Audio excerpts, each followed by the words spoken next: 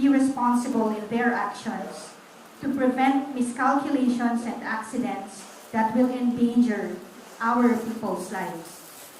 The AFP commits to sustaining our military forces deployed in the West Philippine Sea and maintaining the Philippine presence in our exclusive economic zone.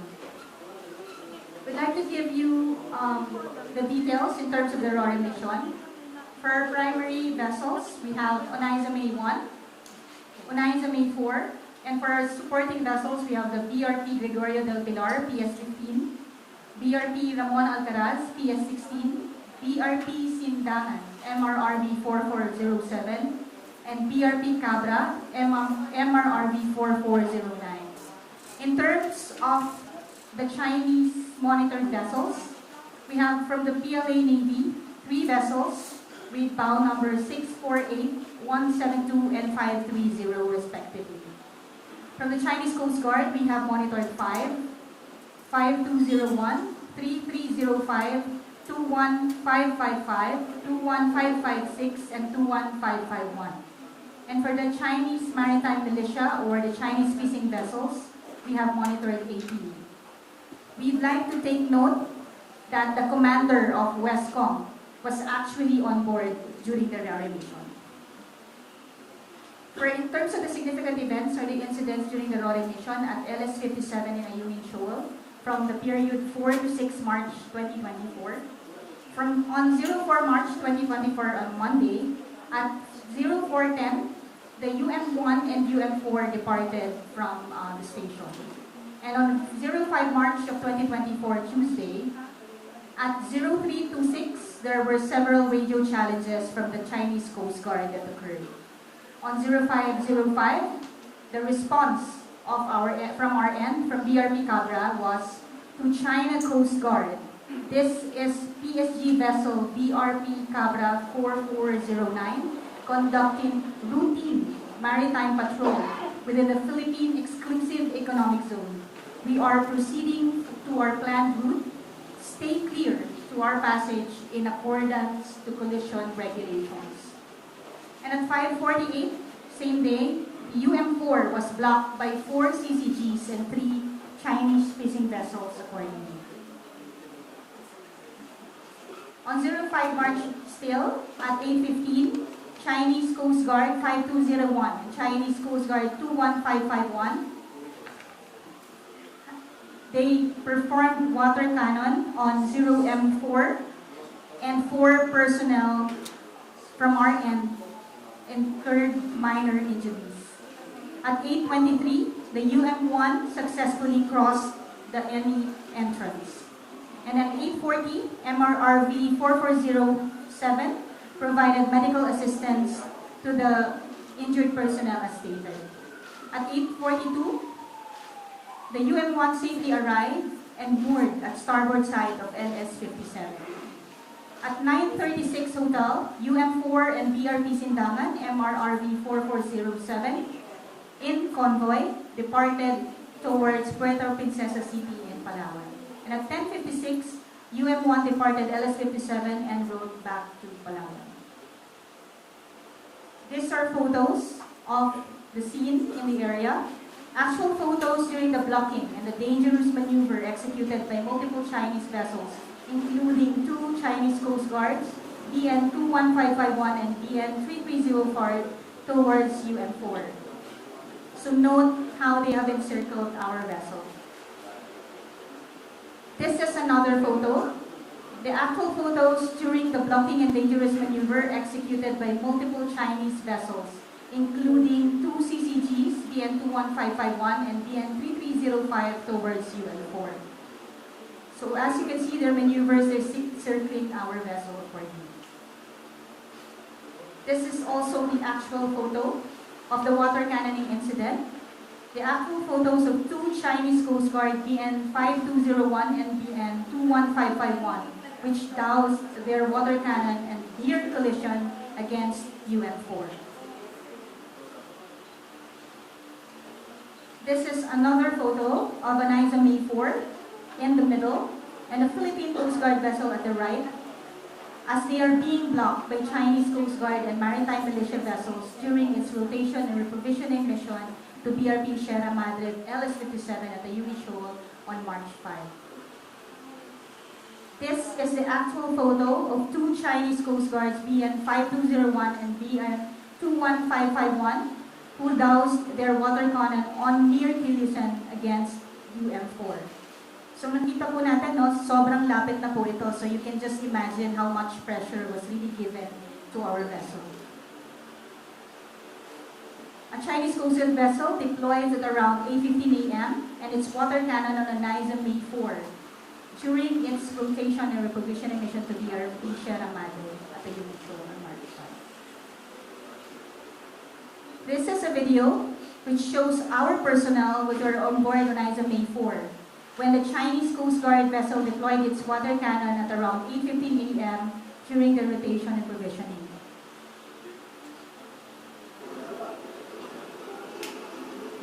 So dito po natin makikita how our windshield broke with the pressure of their water cannons.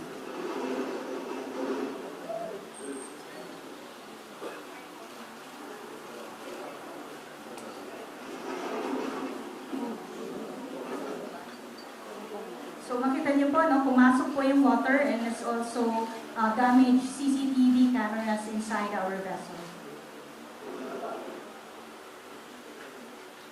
This is the photo that shows the extent of the damage. So this is the broken glass as shown, caused by the Chinese Coast Guard vessel's water cannon towards NISA May 4 during the said mission. Again, the photos show that it's not just our windshield that was damaged. There are also certain damages that were involved by the vessel. The sustained damage of UM4 due to the water pressure exerted by the water cannon from CCG 21551 and CCG 5201. So dalawa po yun na sabay po yung water cannon sa ating vessel. This is another video that shows personnel on board on NISA May 4 when a Chinese Coast Guard vessel deployed its water cannon at around 8:15 a.m. So ito po makikita niyo po how much pressure was really incurred by our vessel. So this is a very close range na po ito.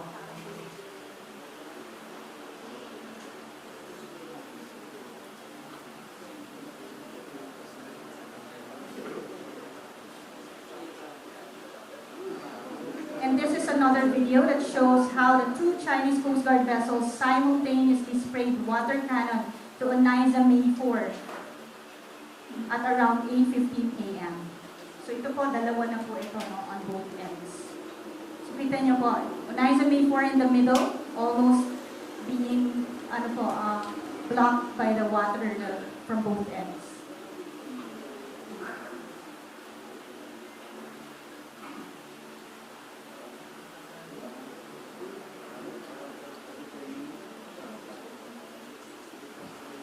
So that's about it for the updates in terms of the Armed Forces of the Philippines. Maraming salamat.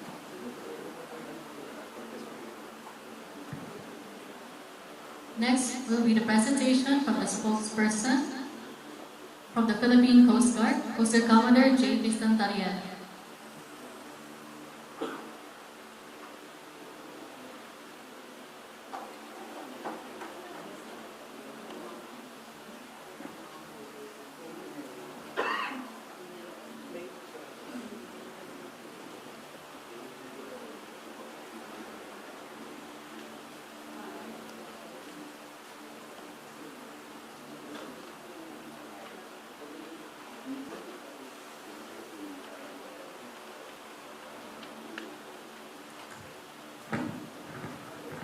Magandang umaga po sa inyong lahat.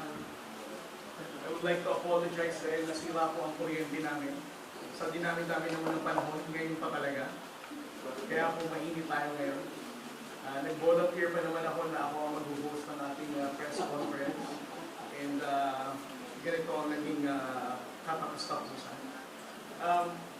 Again, I would like to thank our media friends for attending this press conference. To proceed with my presentation, I would like to highlight the fact that the role of the Philippine Coast Guard in this resupply mission is only to support the operation of the armed forces of the Philippines. The Roland mission is a mission for the armed forces of the Philippines. In short, it's a military operation. Our role is only to support those supply boats that they're using to conduct the resupply operation. On the part of the Philippine Coast Guard, we deployed 2 Coast Guard vessels, 44-meter, BRP Sindangan, MRB 4407, BRP Cava, MRB 4409, and then there's supply boats that they are tasked to escort are Onaiza May 1 and Onaiza May 4.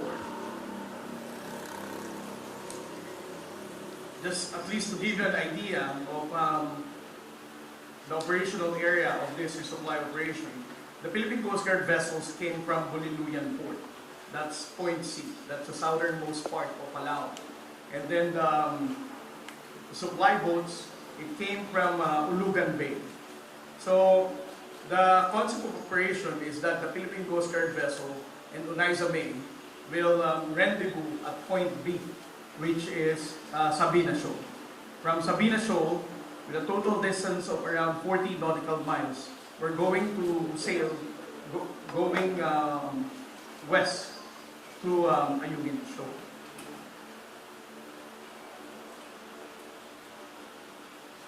The Philippine Coast Guard vessels departed last March 4, 12:40 p.m., hoping that the following day we can be able to have to rendezvous the Onaiza May in Sabina Shoal. On our way going to Sabina Shoal, the Philippine Coast Guard vessel was able to monitor the presence of a PLA Navy helicopter with a tail number 36. It is important for us to note that this helicopter are also those helicopters that we see in Bajo de Masinloc whenever we patrol that area. So we know for a fact that this is a PLA Navy helicopter.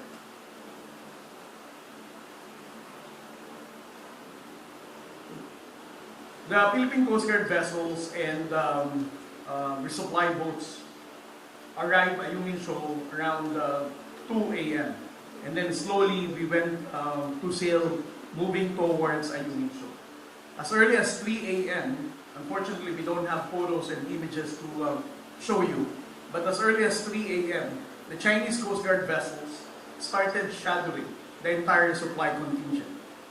And by 5:55, it's the only photo that we have during that time, wherein the Chinese Coast Guard vessel 21551 and the Chinese Maritime Militia supported each other to prevent Onaiza May 4 from advancing, moving towards Ayungin Shoal. At 5:40 in the morning, we also monitored another Chinese Coast Guard vessels, China Coast Guard vessel 3305 and 2155. They are shadowing MRB 4409 from a certain distance.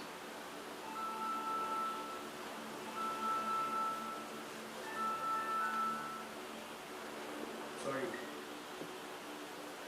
At 6:05 in the morning, at a distance of 13 nautical miles east of Ayungin Shoal, China Coast Guard vessel 3305 blocked MRB 4409 at a distance of only 100 yards.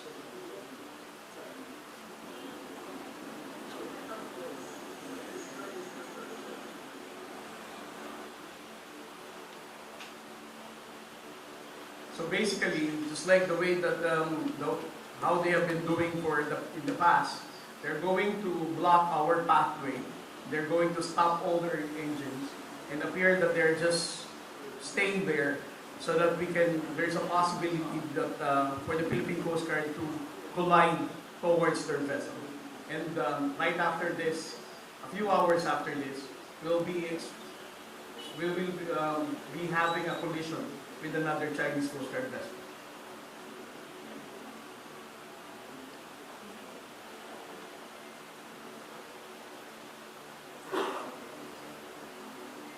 At 6:05 in the morning, 3 Chinese Maritime Militia vessel and Chinese Coast Guard vessel 21556 blocked and shadowed Onaiza May 1.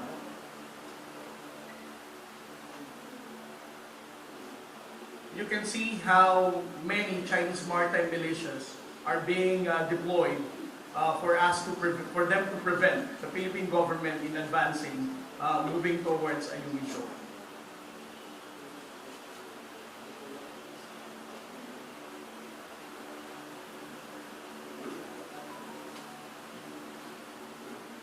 This is another video showing Chinese maritime militia vessel blocking MRB 4409.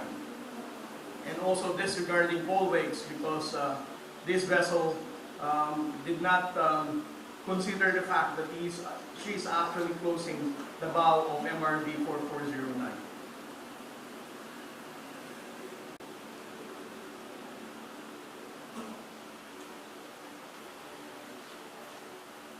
At 6:19 in the morning, Chinese Coast Guard vessel conducted close maneuver towards MRB 4409 at a distance of only less than 50 yards. You can just imagine how big this Coast Guard vessel is, and doing such maneuver can actually endanger the safety of the MRB 4409.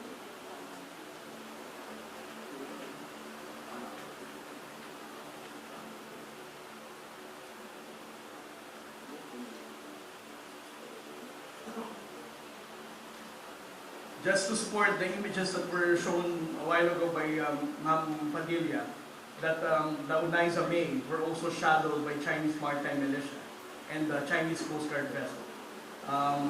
It goes to show that it's not just the Philippine Coast Guard that they are blocking, but even the resupply boats to prevent us from carrying out a successful resupply operation.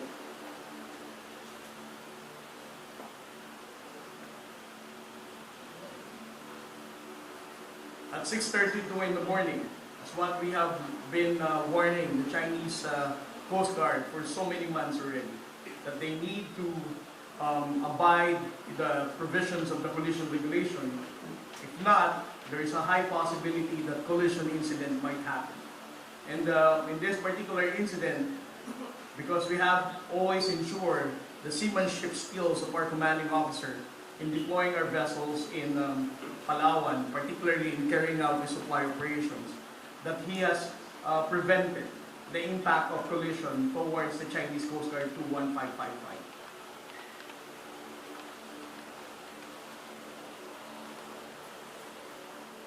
Here's another video taken from the vessel.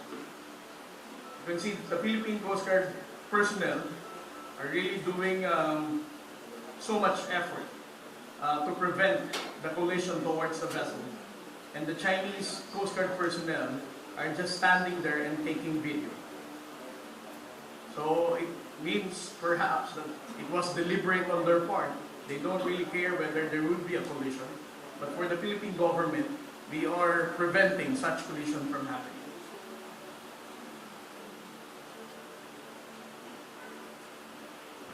Around 7 in the morning, MRB 4409 was already separated from Unaiza May.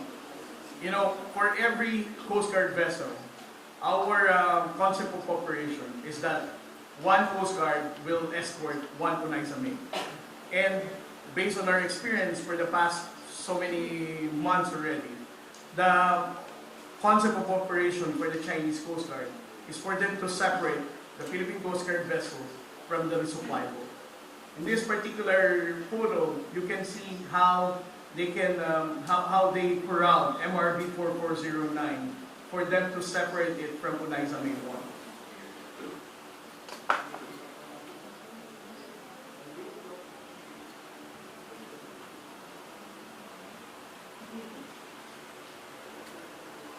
It is worth mentioning that in this time, 7:50, the Chinese Coast Guard vessel was also successful in separating Unaiza May 4 from the escort vessel of Unaiza May. The escort vessel of Unaiza May is MRB 4407. You can see from this photo that the Chinese maritime forces have become successful in separating it, deploying as many as 2 Chinese Coast Guard vessels and 4 Chinese maritime militia for them to separate these 2 boats. As a result of that, Onaiza May, when due to her seamanship skills as well, she was able to get out of the situation of being trapped by these Chinese Coast Guard vessels.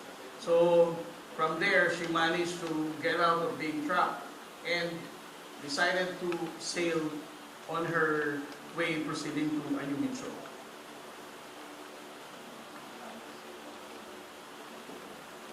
This video is very important for us to know because right after she was separated from Onaiza May, that's the time that she was already completely separated by this Chinese maritime militia, even doing dangerous maneuver to move further Onaiza May from the Philippine Coast Guard vessel. And right after this, the escort vessel of Onaiza May, MRV 4407, is still wanting to get out of being corralled and trapped by this Chinese Coast Guard vessel. But it was very difficult for MRV 4407. That's why they were separated.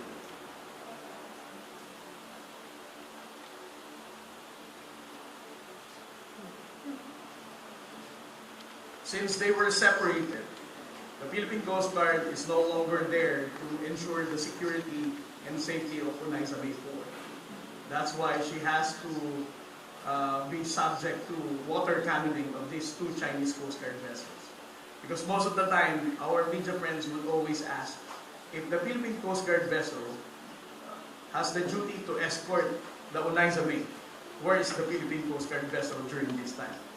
That's why I showed the three previous slides to show that the MRV 4407 was completely corralled and she's no longer had the ability to maneuver to support Onaiza May 4.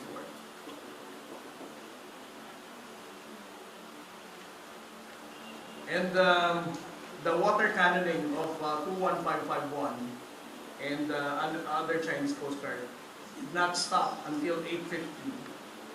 And besides from the water cannoning, Chinese Coast Guard also did dangerous maneuver that almost had a collision with this Onaiza May 4.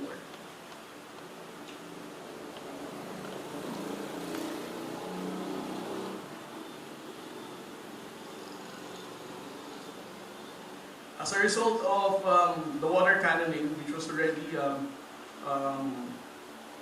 narrated by the AFP spokesperson, the Philippine Coast Guard vessels, MRV 4407, received a radio call from Onaiza May 4 that 4 of the crew have been injured. That's why the Philippine Coast Guard launched a rigid hull inflatable boat to provide medical assistance to those injured personnel.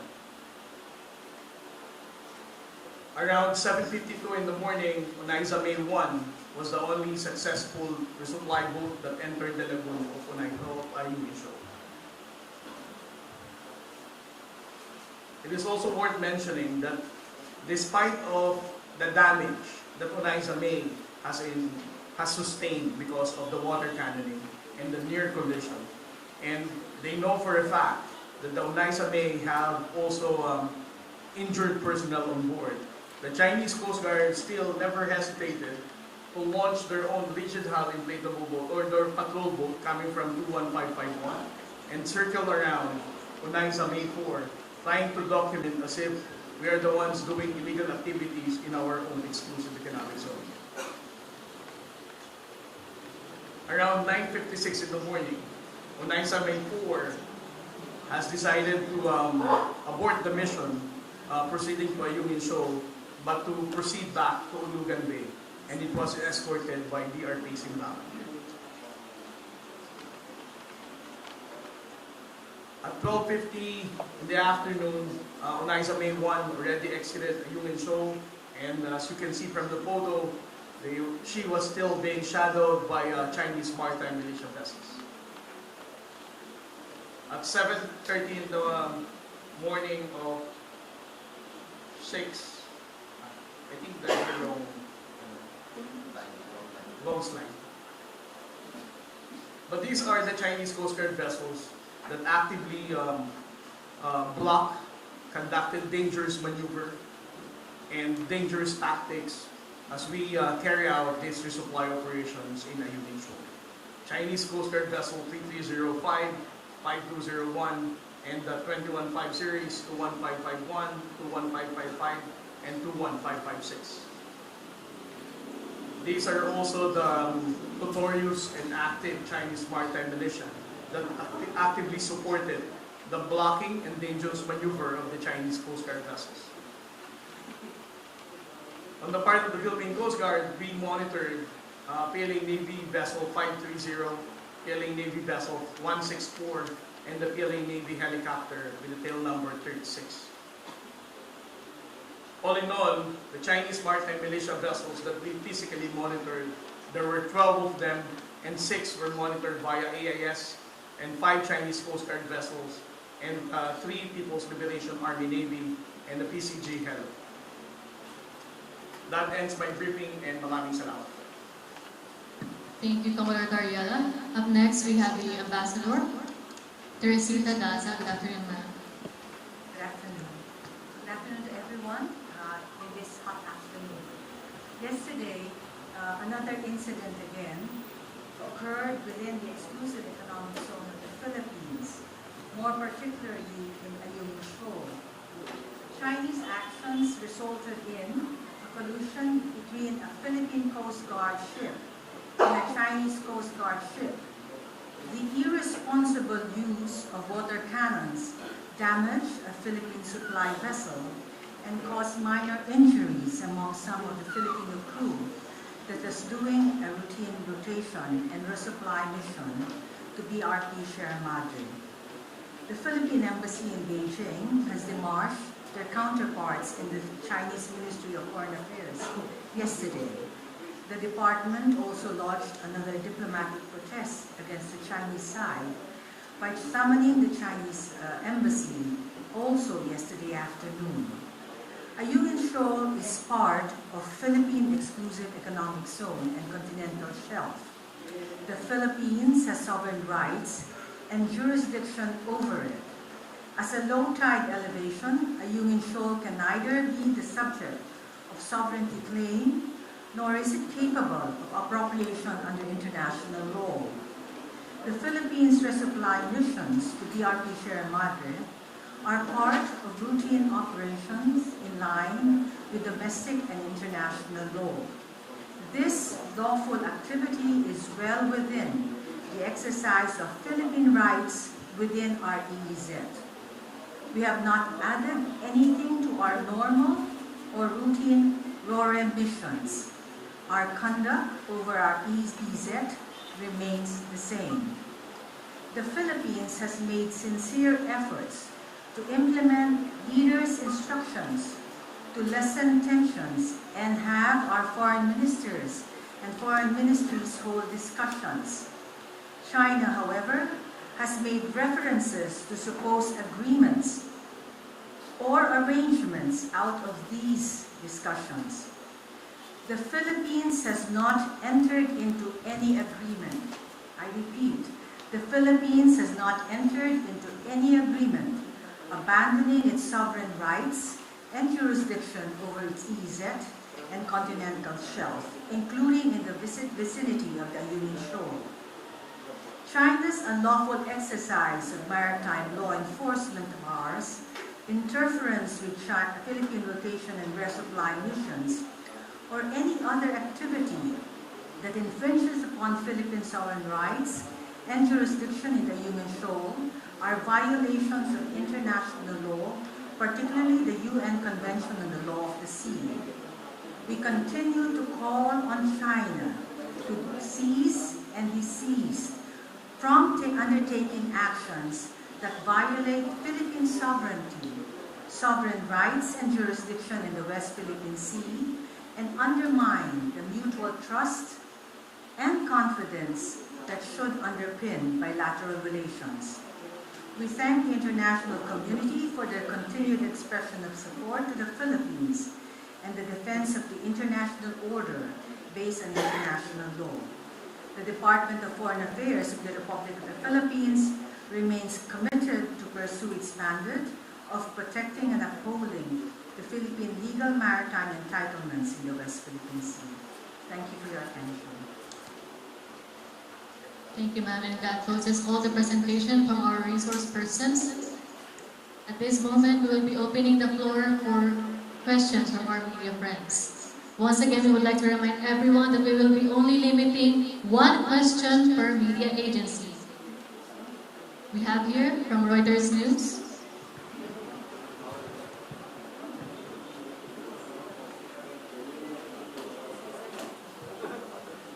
Good afternoon, Ambassador Daza. The State Department spokesperson Matthew Miller made a statement overnight that the Philippines and the U.S. are talking and discussing what he describes as provocative actions of China in the UN show.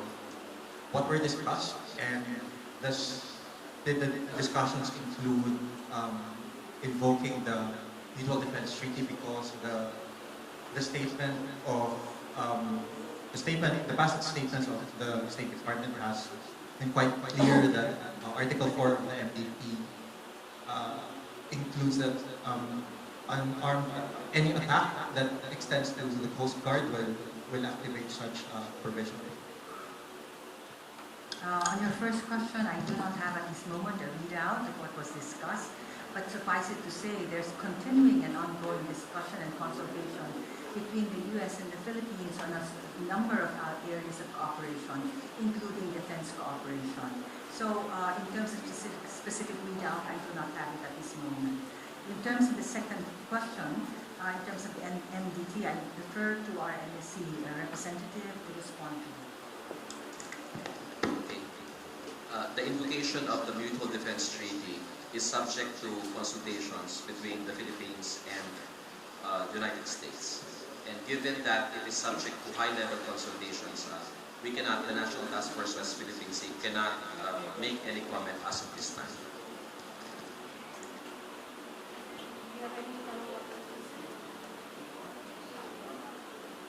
Next. What's the scope of the consultations, and is there, or what are the ways forward that we're looking at in terms of more concrete support, perhaps on the part of the U.S. based on the incident that happened in the West Philippines? Miguel, I'll get back to you on your question as soon as I get more information on it. Yeah? Up next, we have from EFP News. In reference to the statement by the State Department mentioned by my colleague, it refers to the 4 injured service personnel. I wanted to know, and the military spokeswoman referred to these 4 injured people as personnel from our side. Is that right? I wanted to know from which service they belong. Are they Navy men? Yes, our operations there, the RORE, the rotation and resupply, is a military operation, as our Coast Guard has said. No? We are conducting routine morale and welfare activities. No? So our troops are stationed in Ayungin Shoals, so we have to give them provisions.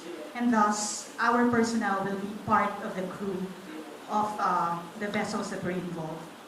Meaning our military, Philippine military. Yes, Philippine military. As to the composition of the cruiser, we cannot divulge for operational matters. One follow-up question. As a follow-up to that one, since we have had this resupply missions, we've had them forever, but we're not publicizing them before because we had a different strategy. Could you tell us how many service personnel have become casualties of this Chinese attacks? Sa ngayon pa lang, it's the first time that we have minor injuries that were reported during these missions. But as I said, we cannot divulge how many are in composition of every crew. There was a laser attack last week. Yes, but there was no impending These ones are minor injuries. The ones were temporary blindness that was caused. So when we say 6 injured, 6 dead? It depends upon the answer. It wasn't declared as this was a lasting impact on this person. I think we have a statement here from Commodore Trinidad.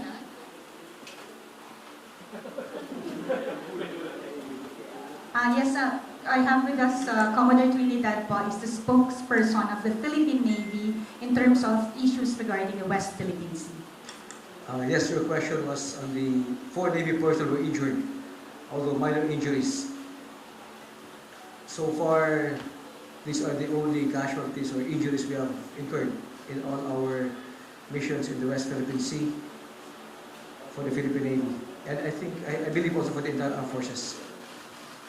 Though the laser pointing incident was on a Coast Guard ship, and I believe they suffered temporary blindness.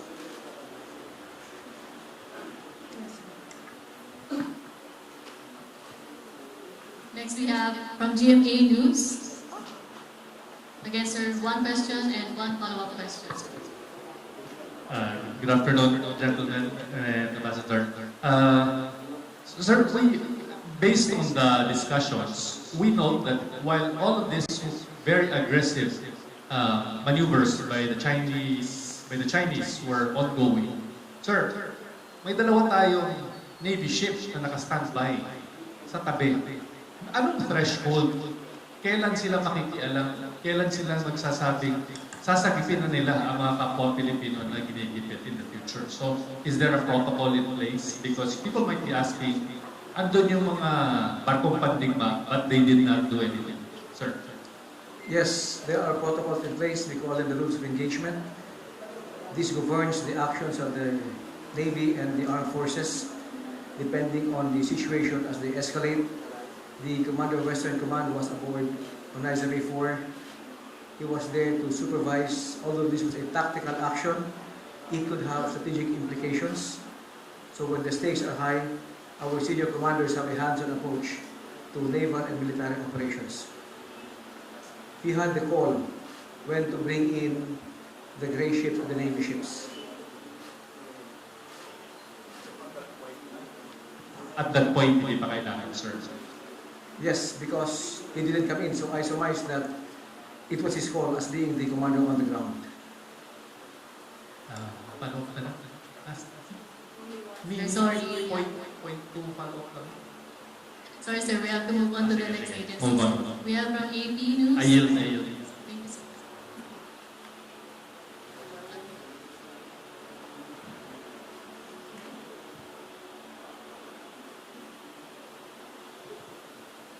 Good afternoon, sir.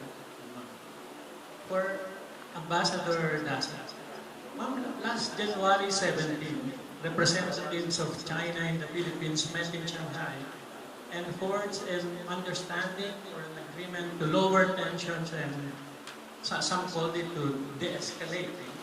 In light of what happened yesterday, is this understanding or agreement still on the table? And if it's still on the table, what's the rationale for holding on to a policy or agreement that continues to result in,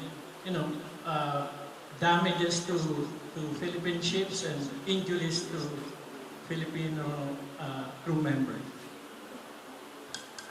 Jim, I would like to repeat, relative to both the Shanghai and others, and as it also is mentioned that there are agreements, the Philippines has not entered into any agreement that will relinquish or abandon our sovereign rights and jurisdiction over the EEZ and continental shelf, including Ayungin Shoal. There's also no temporary special arrangement existing between the Philippines and China with regard to Ayungin Shoal. So this narrative keeps on being repeated that we've made promises and we've broken promises, we've entered arrangements and that we actually are not following to certain agreements. So we're saying clearly that we have not entered into any agreement that will abandon our sovereign rights and jurisdiction over our EEZ. But what they may be mentioning though is after the Shanghai, during the Shanghai meeting of January 17, clearly the two parties agreed that we have to calmly deal with incidents in the South China Sea and that we have to go through this through diplomacy. Second, that also that there should be efforts on both parts, from both sides, to reduce tensions in the area. And that we've agreed that continuous dialogue is important to keep peace and stability at the sea. And if you note in the press statement that was released after, we made mention that we were looking into upgrading the communication mechanism between the two sides. So on the three scores alone, I don't think the Philippines has actually been remiss in continuing to pursue diplomacy and dialogue, and in terms of exerting all efforts necessary to reduce tension in the South China Sea. So in terms of your latter question, I think it becomes more important, at least from our perspective, to continue to talk and dialogue with them and to see where we can meet and actually have common grounds. But the President has always been very clear. Relative to our territory, we will not actually relinquish or abandon our territory. Not 1 inch has actually been repeatedly quoted. So this is something that we are pursuing. But at the same time, we will not also stop in terms of continuous dialogue, because what other options should be available if you do not do that from the department's perspective? To Commodore Trinidad, Admiral Carlos, a senior Navy official, was in UN Forum, and that was hit, and then that was damaged, and then there were 4 injuries. Can you tell us, why is it necessary for a senior Navy official to be in that ship, and how did what happened affect the mindset of the military? And additionally, for the first times now, we are hearing that Philippine Navy ships were in the area, and PLA Navy ships were also there. What's the implication of this to possible, the miscalculations when gray-to-gray ships are present in one area of adversarial situation? Allow me first to state that Onizame 1, 2, 3, and 4 are Navy contracted ships. In running the operation, the resupply, we have a command and control team on the bridge of Onizame. The bridge is the center of all activity when a ship is underway. The commander of Western Command was on the bridge of Onizame 4. He was there when the windshield was shattered. He did not incur any injury. He was there to ensure that this tactical action will not spiral out of control, and it may have strategic implications. I mentioned earlier that when the stakes are high, it is a naval and a military practice for our commanders to lead from the front. Not only are you increasing the morale of the men, but you would like to be assured that in case of any untoward incident, it will not spiral out of control.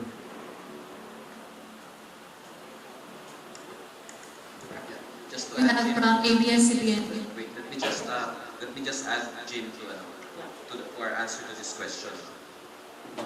Both sides have mentioned that they want to de-escalate tensions.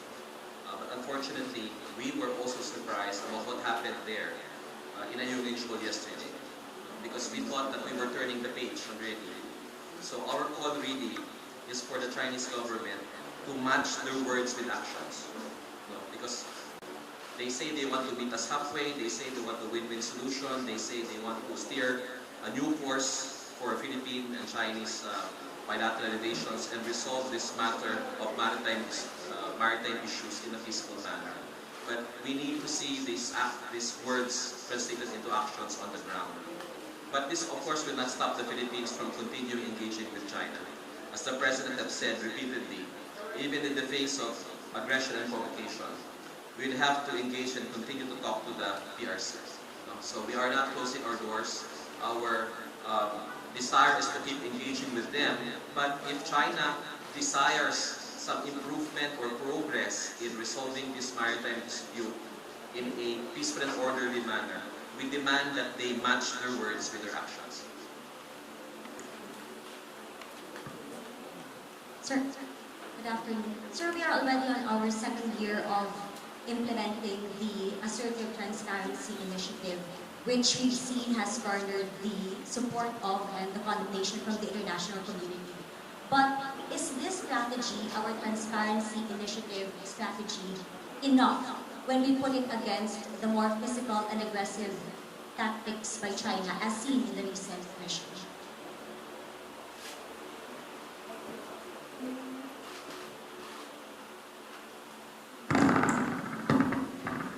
Well, Bianca, first of all, we don't call it assertive transparency. That's what with ADG Malayas keep on mentioning. We don't have to be very assertive for us to be transparent. What we're doing is that we just have a measured transparency. Now, if your question is, are we effective in attaining our objectives with the transparency strategy that we did launch since last year? I think for us to respond to that question, we have to look at what are the objectives of the transparency strategy. I've been mentioning this a lot of times. The first one is for us to create awareness of the Filipino people. Right now, with the current survey result, they were saying that more than 70% now supports the approach of the Philippine government in the West Philippine Sea. Second objective of the transparency strategy is to rally support from the international community.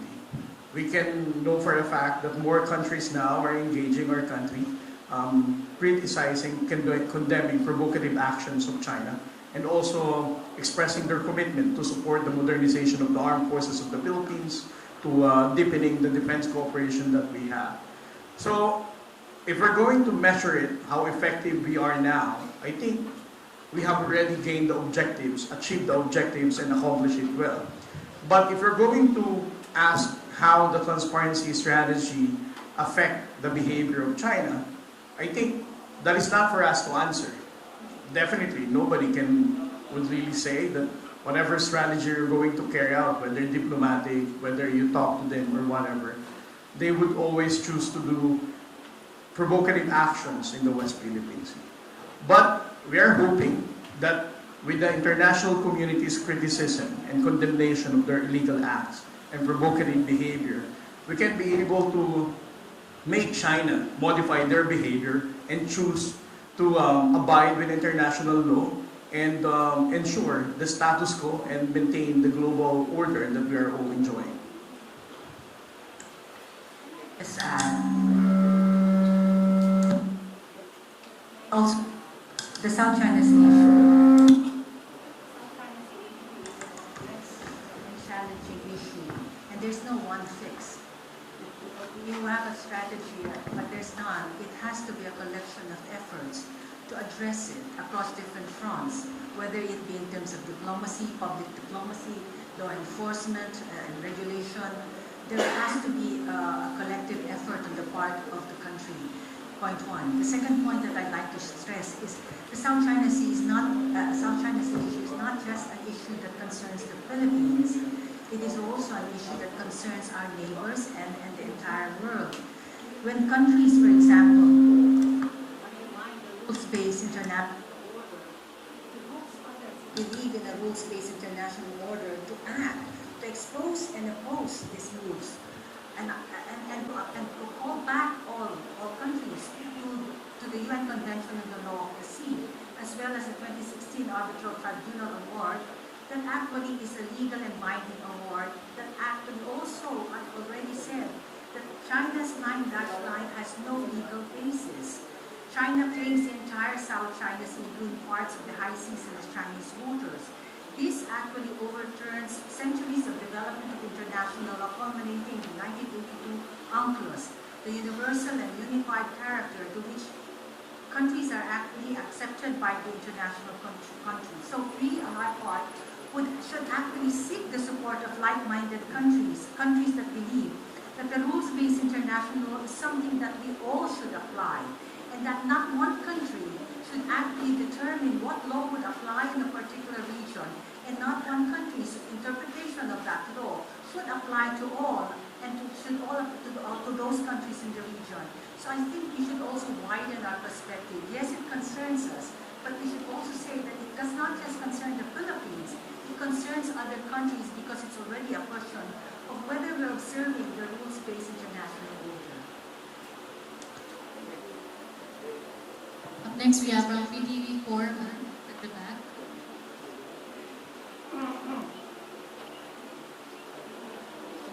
Hello po. For my question, maybe AFP can answer. Regarding lang po sa USS Mobile LCS-26, do they have any role po ba on the recent RORA missions? Kasi nakita daw po yung USS Navy ship last Monday near the vicinity of Sabina Shoal. We have to take into consideration that this happened in the Philippine territorial EEZ. So they are actually, these are open waters. So they are exercising their right towards freedom of navigation. So their presence there could mean that they were there for any reason that deemed necessary for them. Up next, we have from IBC News. Good afternoon, good officials. Earl Tobias, IBC News 13.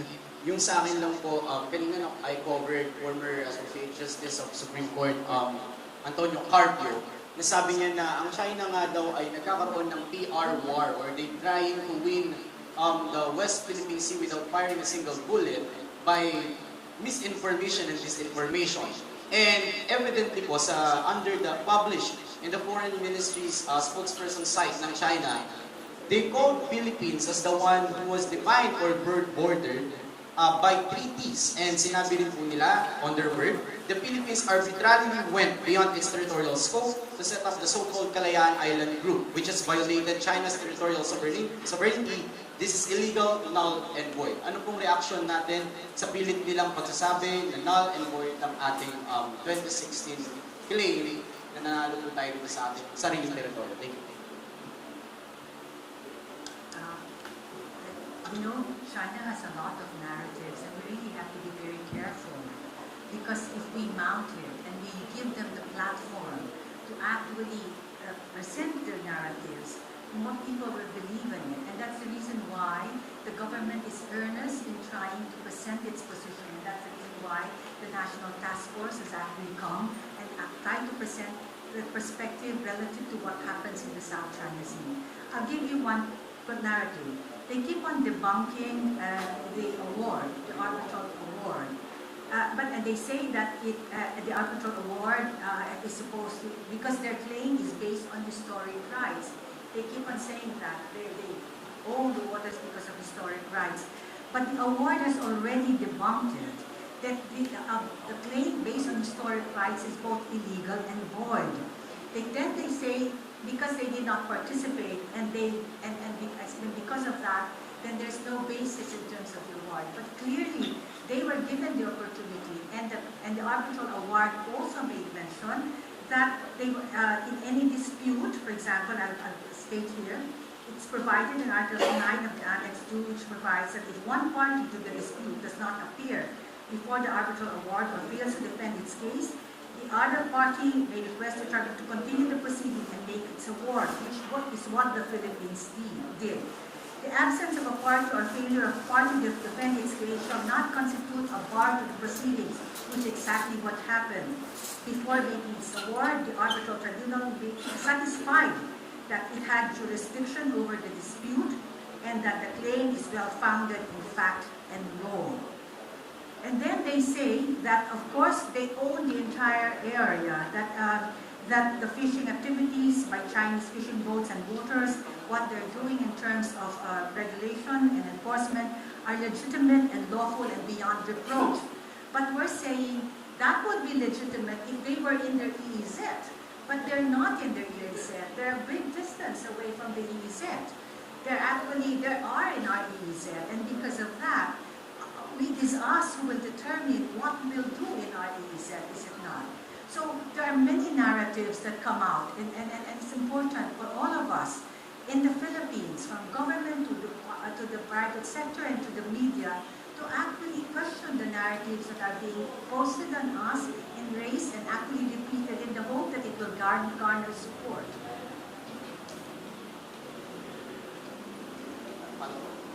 One follow-up question, sir. Following that up lang po, in the words of former Justice Carpio, in relevance lang po sa disinformation na pilit na ginagamit ng China against us, sinabi niya na the only choice we have the support of the world because we have the arbitral award.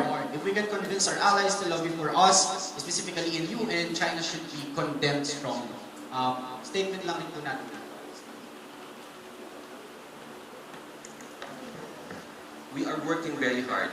We are working very hard to seek the support of the international community. Kanina it was asked, is the transparency policy just our single strategy in resolving this problem? No, it's not. No? The transparency policy is just one aspect of what we do. No? And we thank the international community, particularly the countries that have spoken in favor of the Philippines. But there are other countries that we also need to talk to and seek their support. And that is precisely what government is doing right now. Through the transparency policy, we are showing to the world what's happening in the West Philippine Sea. And we are showing to the entire world that China does not respect international law. And its non-respect to the international law poses a problem for all nations in the world. Because international law is the great equalizer.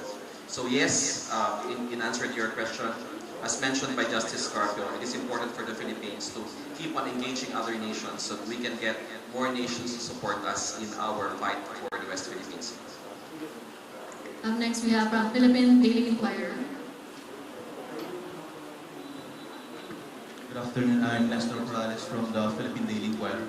May I know what's the President Marcos' reaction to this latest collision incident? Because we haven't heard from him since yesterday, but the day before the incident happened, he told an Australian broadcaster that a mistake in the South China Sea could lead to an outright conflict, saying that, I quote, the potential for outright conflict is much higher now than it was before.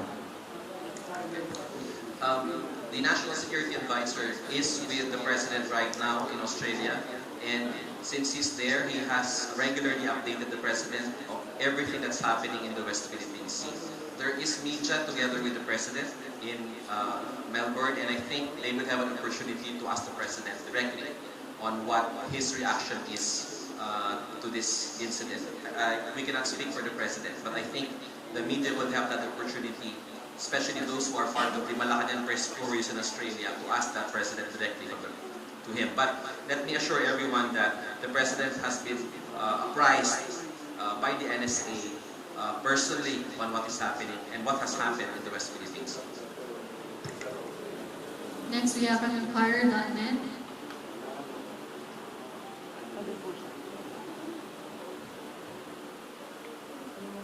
Good afternoon po. This question is addressed to Ambassador Daza and PCG Malaya. We understand that the MPT is still subject to consultation, but may we ask if the possible invocation of the MPT is now being discussed between Manila and Washington after this incident? No, may I just refer to my previous statement on the matter. The invocation of the Mutual Defense Treaty is a serious matter that requires consultations between both parties. And given that this is something that is discussed on higher levels, we cannot comment at this time. Sorry sir, sorry to press, but can we say that it is not yet clear because in previous incidents, we said that the MPT could not be invoked yet, but what's different this time?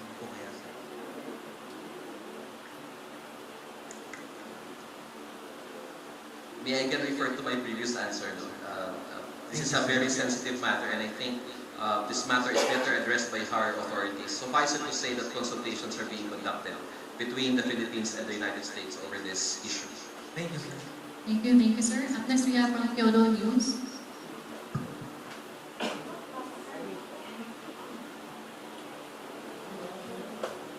I'd like to ask about tonight, May 1. Despite while the 9th May 4 was intensively attacked by both the simultaneously and also Friday, 9th May 1 was not Friday and also and please tell me why, how do you analyze the reason why kind of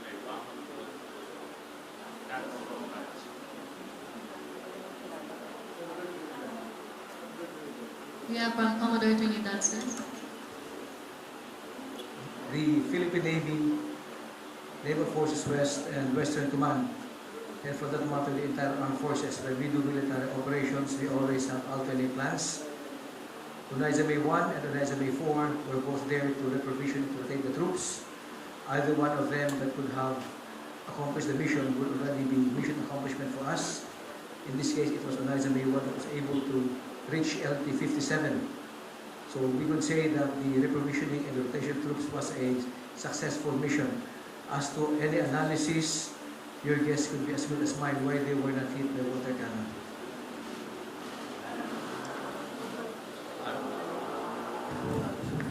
I would like to add to the response of Commodore Trinidad.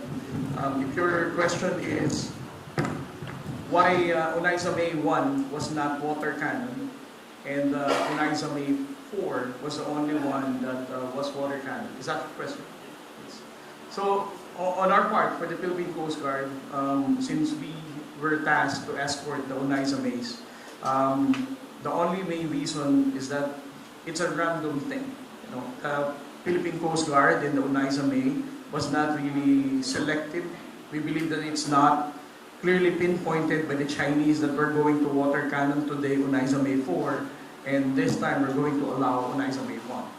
With the dangerous maneuver that they're doing and dangerous blocking of the Coast Guard vessels and their supply boats, it just so happened that for this particular operation, it was only Uniza May 1 that were able to outmaneuver the Chinese Coast Guard and the Chinese Maritime Militia. And it is unfortunate that Uniza May 4 became a target for the Chinese Coast Guard for a water cannon attack. Do you think I'm sorry, that... sir. You have to limit to one follow-up question only, sir. We'll be moving on to the next news. Okay, sir. Do you think that Chinese side knew that the West Point commander was involved in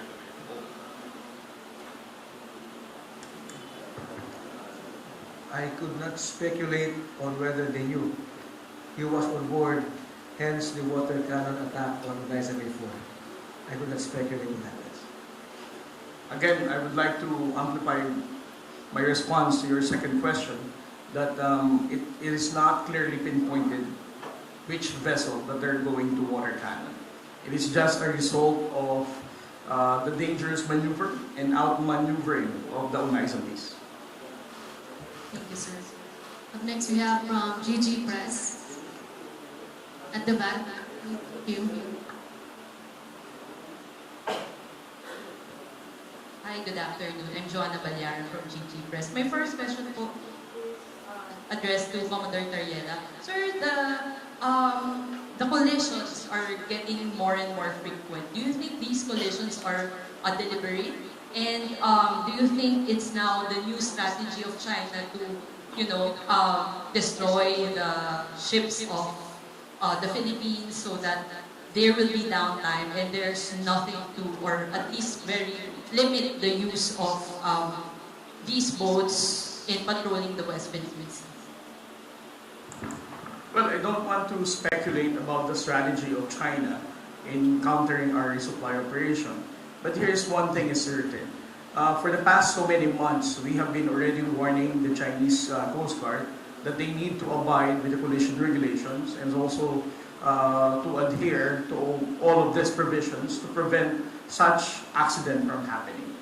And unfortunately, they have been still doing this, doing dangerous maneuver, blocking operation, which resulted to this kind of accident. So I don't want to speculate that this is their strategy now to really destroy our supply boats, as what you're probably mentioning. So again, we still don't know their specific strategy, whether it is really their plan or they are just completely doing whatever they're doing since we started the resupply operation. Thank you, sir. My second question po is addressed to ADG Malaya. Sir, you mentioned po kanina that the Philippines is going to talk to other countries to seek support from other countries that haven't, expressed outright support to the Philippines on the West Philippine Sea issue. What are these countries po, and how would you assess the support of the international community to the Philippines on this issue? I was just reacting to the comment of Justice Carpio that it's important for the Philippines to secure international support. And I replied that we agree. And it has been the position of the Department of Foreign Affairs and the Philippine government that we should continually work with the international community because we're fighting for essential values, basic values that every country must adhere to. In particular, the primacy of the rules-based international order and the primacy of international law in multilateral relations. So it is that context that I said that we need to talk to more countries. To answer to your question about how we gauge the success of the Philippines in securing support, we were so happy to immediately receive yesterday statements of support from so many countries, from Japan, from the United States, from Australia, from Germany, from United Kingdom, from Australia. So many countries expressed their support. So I think if we ask where is the Philippines now in securing the support of countries, yes, we have strong international support, and that is shown by the increasing partnerships we're having with many countries in the world. Japan and Australia, for example, have increased their partnerships with us to the level of strategic partnership, and we are getting more and more statements coming from other countries that they would like this matter resolved in a peaceful manner and that they support the Philippine position. Thank you. Up next we have from NHK Japan. Thank you for taking my questions. I have simply questions that the Philippines added on some advanced measurements on this solo mission this time. Why I ask this because I remember that last year's December there was almost like the same kind of the case incidents happened, and afterwards that the Philippines has now considering to add on some advanced measurements for the next level missions. But somehow today I see all the briefings, but I didn't see any upgrades. The same numbers of the vessels you provided and almost the same times, almost in the same tactics. So actually, is this the same? There's no any advanced measurements.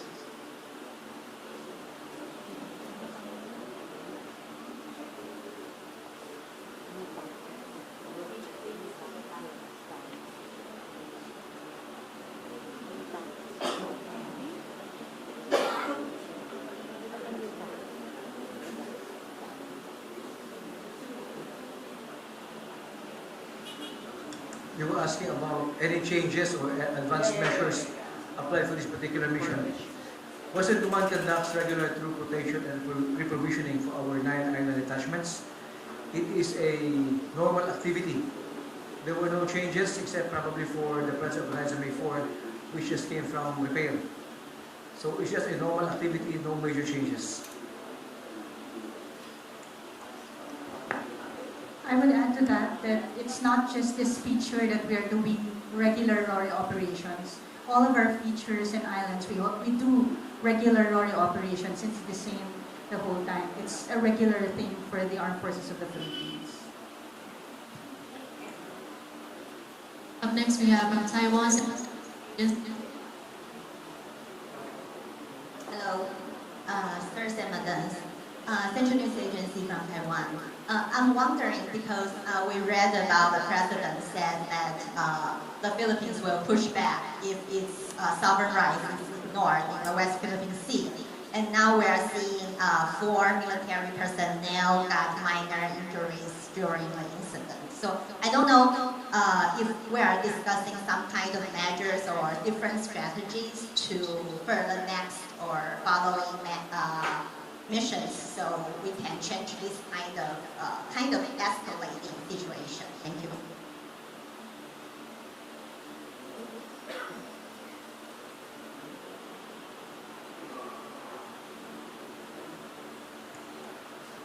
put into the perspective that the mission that was conducted was a regular rotation and resupply mission. So it's happening all over in all of the features and the islands that within our territorial waters. So we are there. The Armed Forces of the Philippines will continue to do resupply and conduct morale and welfare activities to all of our troops in the different features. But I'm wondering, because this time we got 4 personnel injured, and there's a possibility that might be more personnel got injured in the future. So I don't know if we have some prevent measures or some kind of strategy to prevent this kind of situation happening again. These are operational matters. Of course, everything will be taken into consideration, and we will tweak our operations accordingly. These are items that we cannot be able to discuss. Thank you. Up next, we have from NHK Philippines. Good afternoon, Celerina Monte from NHK. Just want to get a soundbite regarding the earlier statement that about these 4 personnel who were injured. Could you say that this was so far the most severe incident that, or the worst things that happened during those missions that have taken place? Well, if you remember, there was this incident last year involving the Philippine Coast Guard, wherein there were a military grade laser was pointed at the Philippine Coast Guard vessel, which led to the temporary blindness of 2 of our personnel. And now it's this incident that happened yesterday, where there's 4 minor injuries as a result of the glass windshield shattering. That's why there were minor injuries. So, if the question is this the most serious? Yes, because now we have minor injuries that has happened to our troops. That is why, at the beginning of this press conference, we prefaced our statement by saying that, we would like peaceful relations with China. We are prepared to do what is necessary to resolve this territorial dispute. To resolve whatever maritime differences we have in the West Philippine Sea. But China must go beyond words alone. They must back up their words with concrete action, because it is important for both countries to turn the page insofar as our routinary missions to AUVN is concerned. Sir, do you expect the future missions to be like worse than, would continue to worsen? It would further escalate? And if ever, what preparations would the government do? Yeah, it's difficult to speculate on what will happen. That is why we wish that these incidents don't happen anymore, and that is why we are asking China, because they have repeatedly said that they want to settle this matter in a peaceful way. They want to steer a different course for Philippine-China relations, and it's critical that their actions match what they say. So we are hopeful that we will be able to resolve these differences in a peaceful manner. Was there any discussion or recommendation from the NTF, from the task force for the President, like to visit our troops in those areas that we claim? The National Task Force West Philippine Sea has not yet convened in relation to this incident because the NSA is in Australia with the President. Up next, we have from Daily Manila Shimbun.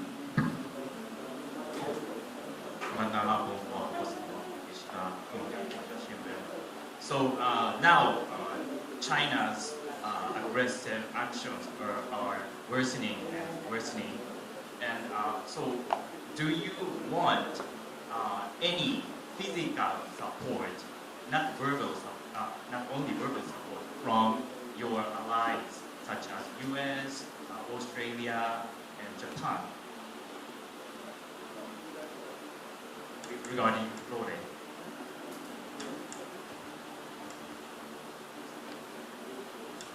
even without this incident, there are already discussions with other like-minded navies from like-minded nations, considering that there is a lot of capability the Philippine Navy needs when it comes to the West Philippine Sea. So we don't have to anchor it on what just recently transpired for the support from other countries to come in. I would like to add to that, we also have different MOUs with like-minded nations, and it's our hope that these MOUs escalate towards VFAs. One follow-up. Is it a good idea that while the Philippines is conducting DORE resupply mission, your allies, like-minded countries, are conducting freedom of navigation operation or sailing or patrolling? The RORE missions to Ayungin Shoal, just like any RORE mission conducted by the Philippines, is a Philippine affair. No, it's conducted by Philippine troops utilizing Philippine vessels supported by Philippine assets. No? But of course, there are always the possibility that we can accept support from other countries. But right now, the position of the Philippines is we conduct these resupply missions purely a Philippine affair. But we are open in the future to receiving whatever support the Philippines deems necessary. No? But I guess we will just have to cross the bridge when we get there.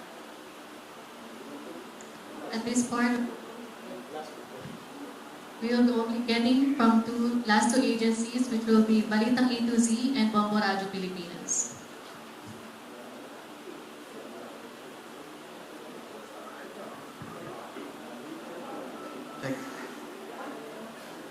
Ma'am, good afternoon. This question is intended for Ambassador Daza.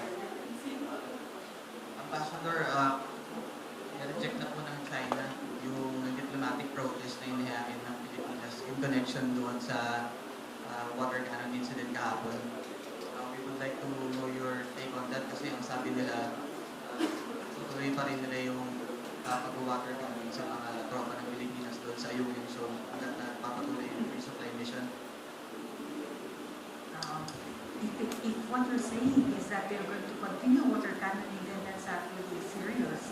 But I don't know. I have not read what was said. But I think ang importante ay we launch our protest, and it's expected that they will also come up with their position, isn't it? But the important thing is for us to explain exactly what happened in our EZ and why we think it's significant for us. Serious enough for us to tell China to please cease and desist in actions that are violative of international law. That put to risk not only property, not only vessels, but also their possible injury in terms of personnel. Follow-up question. Ma'am, to date, ilan na po ba yung diplomatic protest na inahin ng Pilipinas sa China? So, sa Pinano. And is there any other alternative legal remedies maliban doon sa article ruling na hawak ng Pilipinas para maprotektahan yung soberanya ng Pilipinas dahil sa water cannon incident? Thank you. Okay, in terms of figures, as of end of February, there are about 9 for the year 2024 protests that have actually already been issued. But if you count the protests also in terms of the summoning, that makes it 10. So in terms of under the president, it's 142 in total since he assumed. Now, yes, protest comes in different forms. Maraming klaseng protesta. Protesta in terms of one, pwede mong tawagan at sabihin na hindi tama yung ginagawa mo. Pangalawa, pwede mong sabihin na magsulat ka based on in terms of send and note verbal. You can also actually summon, which has also been undertaken. So maraming possibility in terms of protest. That's one kind of diplomatic action. A protest is one kind of diplomatic action. But it's not the only diplomatic action that's undertaken by the Philippines. And if you notice, we're actually trying to deepen our relations with like-minded countries.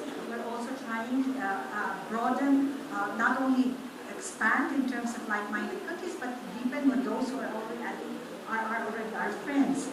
That's second. The third is in terms of regional the regional order, we've actually continued to work with ASEAN so that there will be an early conclusion with the code of conduct. So maraming diplomatic action na nangyari. And for example, what happened in terms of the visit in Australia, the President witnessed the signing of 3 very important agreements. That's another diplomatic action where we are actually trying to go beyond protest. We're trying to see how we can actually deepen partnership with other countries. And here, and in response to your question, many times when we actually engage with other countries, it's not because we're pointing a finger at another country.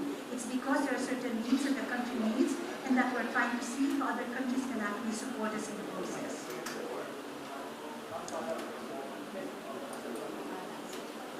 Up next, we have Bombo Radio Pilipinas. Hello po, good afternoon po. Marlene po from Bombo Radio Philippines. Kay Commodore Trinidad po, may konting clarifications lang po ako about po doon sa, ano po yung mga grounds natin para masabi natin dapat at hindi pa dapat umaksyon yung Philippine Navy kapag may mga ganitong klaseng incident sa West Philippines. Kagaya po ngayon, may 4 na po nga nasaktan doon po sa ating mission. I mentioned earlier the rules of engagement. These were the actions of our operating troops. The call when to escalate is on the commander on the ground. That's why we have the commander PResscon to ensure that things will not escalate beyond control. But rest assured that the Philippine Navy and the armed forces are prepared to save life and property, subject to the bounds of the rules of engagement and international law. Sir, to be specific po, ano po ba talaga yung ating yung parang pamantayan para malaman kung kailan talaga dapat tayo papasok doon? Kasi may mga nasasaktan na po sa ginagawa po ng China. Yes, yun naman ay napapaloob sa rules of engagement and when to escalate or de-escalate. And the call is left to the ground commander. Okay. Last question na lang po on my part. Hey, ma'am, we have to cut you. We only limit to 1 question. Thank you, ma'am. And at this point, sir, we are now going to close our...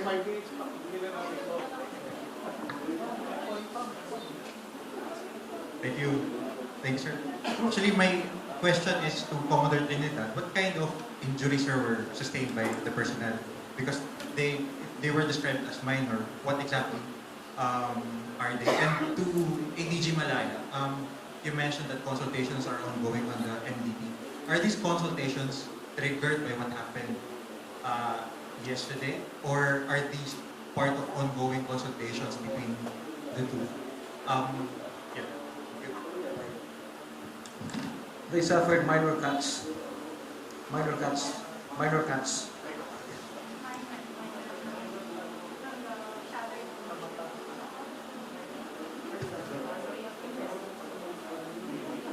Yung MDP question, sir. Much as I'd like to answer your question, I cannot answer the question due to national security concerns. Suffice it to say that these matters are very sensitive, therefore we would rather not make a comment at this time. Just a quick follow-up. Ambassador Tess, as this press conference is ongoing, the ASEAN and the Australia Special Summit came out with a statement, and the statement read that we encourage all countries to avoid any unilateral actions that endanger peace, security, and stability in the region, particularly the South China Sea. During the meetings and in the retreat, did the President make interventions that raised the incident that happened in the Yugin Shoal, and how does the Philippines view this kind of statement being incorporated in the statement following the summit? I don't have the readout yet in terms of the visit. Suffice it to say, and as mentioned earlier, it's safe to assume that the South China Sea issue is actually something that will be raised. And in terms of the discussion, whether specific incidents were actually discussed and raised, I have no information at this point. Last one question, sir, from AFP News. Ambassador, yesterday we summoned the Deputy Chief of Mission for the Chinese Embassy. I was wondering why we did not summon the ambassador himself. Is there any symbolism to be read in there? Do we still recognize him, the ambassador? Have we sent him home? That's why he wasn't there yesterday. I don't know the whereabouts of the ambassador. I think you should check the embassy relative to the whereabouts and these activities. But I think the more important thing is not, the Deputy Chief of Mission was in the DFA. He was the protest was lodged and told him, was conveyed to him, the protest was conveyed to him. The important thing is actually that we protested the incident and that it was received and that it was also echoed in our post in Beijing. So that I think is important. We didn't let it go, we didn't wait. The incident happened in March 5 and we acted on it. So I think that's the more important thing. I'm not in the position to actually give significance to, I'm not in the position. Thank you. Sir Jim. Wala ka siya, Sir Jim. I think this is a question that is in everybody's mind. Just to be clear with China, and just to be clear with the forces of the AFP and all the actors that are involved in the South China Sea, can you just generally tell us what is the threshold, what is the red line that China cannot cross so that you would, if they cross it, you would elevate your actions to a higher level of response? So China would know clearly what would trigger you, what would trigger the Philippines to take a stronger action, diplomatically or otherwise.